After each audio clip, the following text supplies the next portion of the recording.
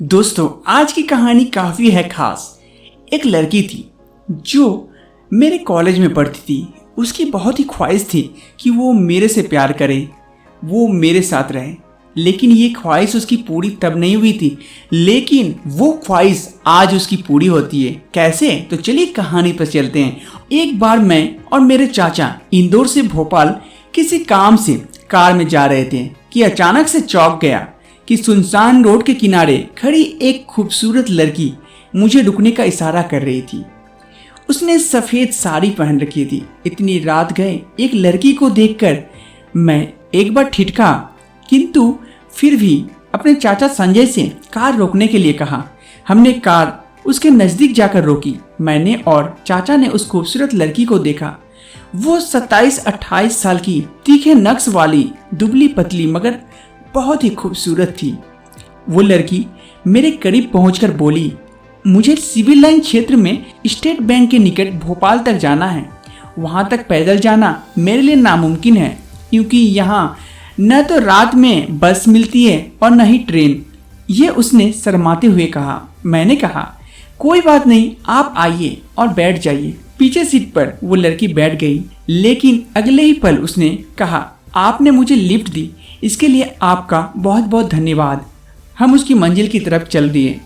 बस रोक दीजिए। उसकी मीठी आवाज़ सुनकर चाचा ने गाड़ी रोक दी। वो लड़की कार से उतरकर आभार व्यक्त करते हुए बोली, धन्यवाद आपका। मैं भी वहीं उतर गया। क्या मालूम इतनी रात में उसे मेरी कोई ज़रूरत पड़ जाए।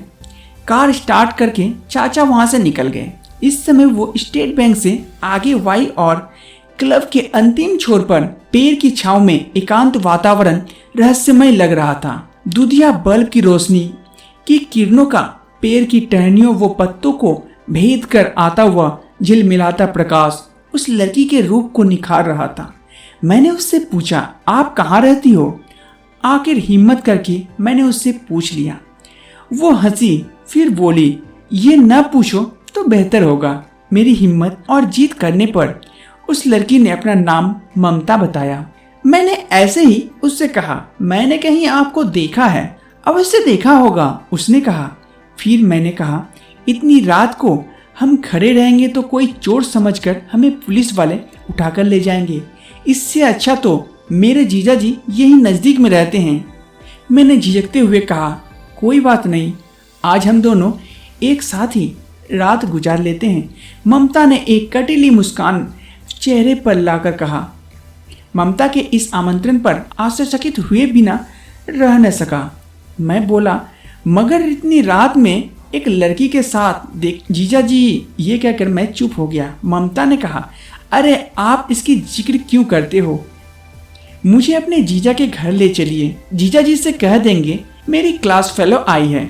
ममता ने अपनी सुनहरी आंखों का जादू डालते हुए कहा। कुछ देर बाद हम मेरे जीजा जी के घर पहुंच गए। जीजा ने पूछा, कैसे आना हुआ हर्ष? मैंने कहा, बस यहाँ किसी काम से आया था तो सोचा जीजा जी से मिलता चलूँ। जीजा ने कहा, ये तो अच्छी है, आज तेरी दीदी भी घर पर नहीं है, कहीं शादी में बाहर गई है। मैंने कहा, ठीक है, आपको तो कोई प्रॉब्लम तो नहीं है ना? उन्होंने कहा, नहीं। मैं ममता को अंदर कमरे में लेकर गया। वहाँ मैं और ममता पलंग पर बैठे। ममता ने कहा, आज की रात हम साथ साथ गुजारेंगे। खाने के लिए मैंने जब ममता से पूछा तो उसने मना कर दिया। मेरे जीजा बोले, आज मौसम में ज़्यादा ठंड नहीं है, इसलिए मैं बाहर ही सो जाऊंगा। मैंने कहा, हाँ जीजा, बाहर ही बिस्तर लगा देता हूँ। मैंने जीजा जी का बिस्तर लगाकर जैसे ही कमरे के अंदर आया तो ममता ने मुझे अपनी बाहों में ले लिया और मेरे सीने पर सिर रखकर बोली, हर्ष, मैं तुमसे बहुत अधिक प्यार करती हूँ। आज की रात मेरी और तुम्हारे प्यार की यादगार रात होगी।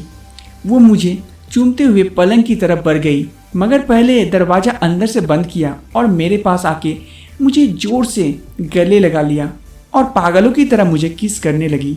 उसे देखकर ऐसा लग रहा था कि वो बहुत प्यासी है। थोड़ी देर बाद मैंने भी उसका साथ देना शुरू कर दिया।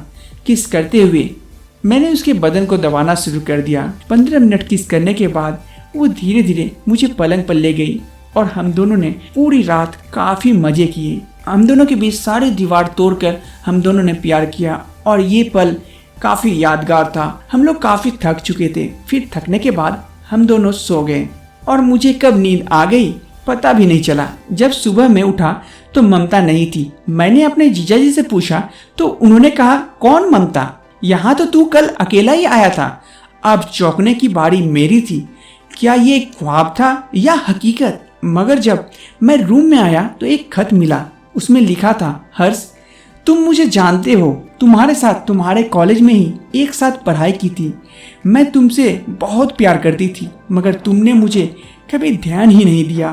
तुम्हारा प्यार मेरे दिलो दिमाग पर इस कदर हावी था कि तुम्हें खोने का डर से अच्छा है तुम्हें मर कर पालूं। हर्ष मैंने तुम्हें पा लिया और तुम्हारा प्यार भी। इसके बाद तुम्हारी लाइफ में कभी नहीं आऊंगी, तुम खुश रहना। ये खत पढ़कर मेरी आंखों में आंसू बहने लगे। सच्चा प्यार शायद नसीब वालों को ही मिलता है। गुड बाय दोस्तों, आप लोगों को ये कहानी कैसी लगी मुझे कमेंट बॉक्स में ज़रूर बताना। और दोस्तों अगर आप लोगों को ये कहानी पसंद आती है तो लाइक करना बिल्कुल मत भूलना। साथ में चैनल को सब्सक्राइब भी कर देना इसी तरह की और भी कहानियाँ सुनते रहने के लिए, है ना। तो मिलते हैं दोस्तों फिर एक नई कहानी के साथ। अगर आप लोगों के मन में अभी भी कोई कहानी का कैरेक्टर है जिसके बारे में आप लोग सुनना चाहते हैं, इसकी कहानियाँ, बहुत से कैरेक्टर आते हैं आप लोगों के मन में, तो आप कमेंट बॉक्स में ज़रूर लिखिए कि मुझे इस कैरेक्टर में कहानी चाहिए। मैं उस कैरेक्टर में कहानी बनाने की कोशिश करूँगा जो आपको और भी ज़्यादा मज़ेदार लगेगी और आपको रातों की नींद काफ़ी अच्छी आएगी। तो मिलते हैं फिर एक नई कहानी के साथ, तब तक के लिए नमस्कार।